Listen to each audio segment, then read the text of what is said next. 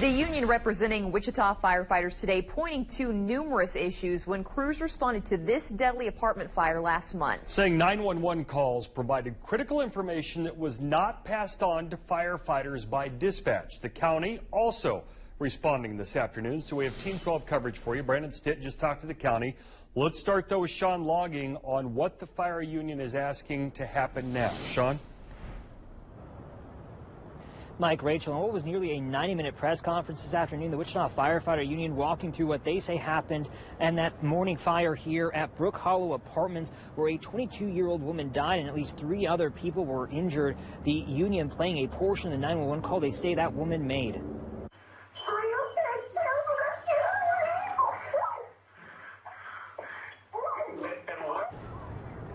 The union president, Ted Bush, says the information from Paoli Badesky call was never passed on to firefighters responding. He also says the crews were dispatched to a structure fire call when it should have been dispatched as a structure fire with people trapped call.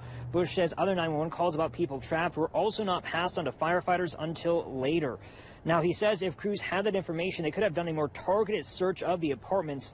Other issues Bush raised was the delay in activating a second alarm, which was requested by the first units arriving, and that some information from dispatch was shared on the wrong channel. Bush says this is going along with concerns that the union has been raising since June about 911's new dispatch system, and this incident specifically has concerned his members. I've had more phone calls on this call, and this tragedy, than any other alarm I can ever remember. They're hurt. Mentally, physically sick over what happened at that fire, knowing the whole time they're out there, she was up there. Bush tells me his intent here is not to point fingers, but to get county and city leaders to act and provide the and address what he calls management and training issues to provide the resources and support he says dispatchers need. He's also calling for a third-party investigation into this fire, along with the response from dispatch and the training that dispatchers receive. All right, Sean, thank you. Like I said, just within the last hour here, the county sharing its side of the story, responding to claims from the firefighter union.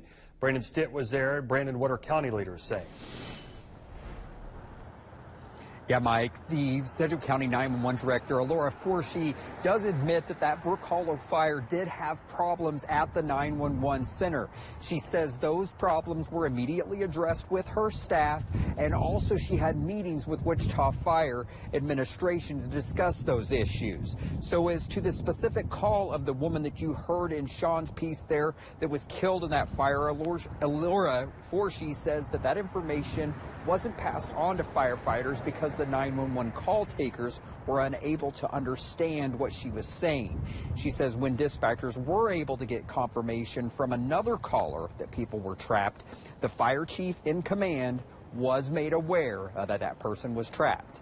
Unfortunately, the information about Ms. Badesky calling from apartment number 306 was not intelligibly heard or understood on the phone from the dispatcher. There was not any understanding or assumption that she was trapped. There were 2 people that were unable to identify how to send that second alarm. When you have a systemic issue like that that's pervasive beyond one person, I think training is needed.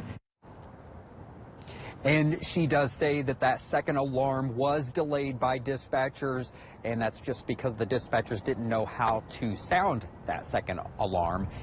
She has since addressed that with training. As far as a third-party review of the 911 center and that specific apartment fire, she says she is not opposed to it. Mike, Rachel.